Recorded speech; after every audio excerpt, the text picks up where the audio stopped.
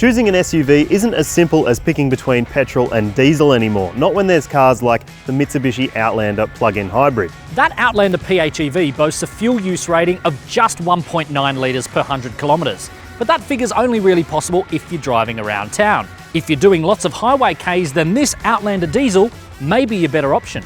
So we've come up with a plan to figure out which is the most efficient, the petrol electric or the diesel Outlander. And we've got a big economy test to find out.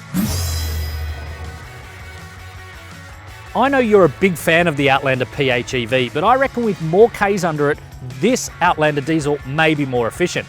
And it doesn't have batteries under its boot floor, so you get 7-seat capability. Those are both valid points, Dan, but let's put your money where your mouth is. Why don't we do a 100-kilometre lap of Sydney's ring roads and then do 50 kilometres of urban grind? Well, you do know that I've got 50 Ks of fuel-free electric driving at my disposal at any time. And the 100K freeway run should suit this low-revving diesel perfectly. Okay, let's hit the track. But you're going to have to wind up your power cord first. I can hit the road.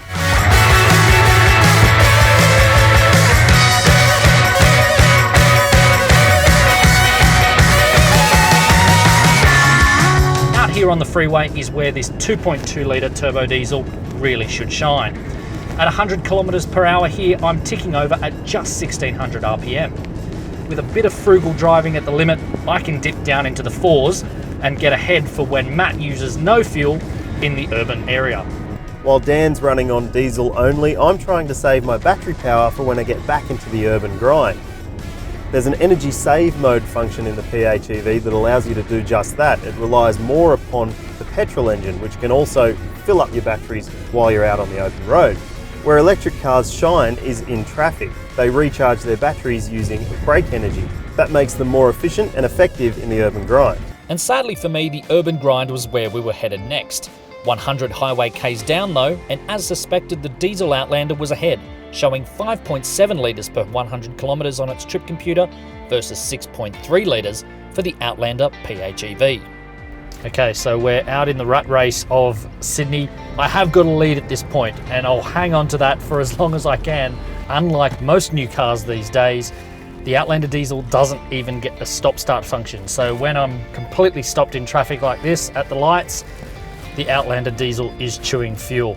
The diesel may have had better fuel consumption over the 100k highway leg, but in the city, in this 50k urban loop, is where the EV will help me out. If I don't put my foot down, I shouldn't use any petrol.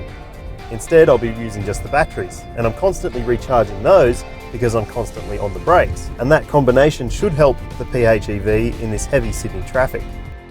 With the full loop done, it was time to refuel, though we kept the figures to ourselves before getting out the calculator at home base and making the big final verdict. We're back at the office. The Outlander PHEV is completely flat, out of batteries. The trip computer read after that trip 4.9 litres per 100 Ks, and in actual terms it used 4.8 litres per 100. That is really impressive for a large SUV, Matt. The trip computer in the Outlander diesel was reading 7 litres per 100 Ks, so I was ready to lose. I was ready to give up.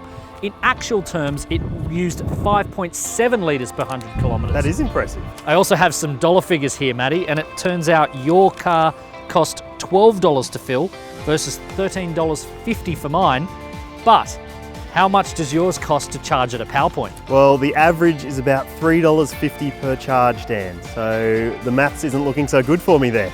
Well, when you add $3.50 to yours, it actually turns out this diesel is $2 cheaper to run over our 150 Ks. Plus, it's $5,000 cheaper to buy, plus it's got 2 extra seats. I think we have a bit of a winner there. I think it's a surprise winner, because as I said, we all thought the PHEV was going to win, but right at the last minute, the diesel has come through.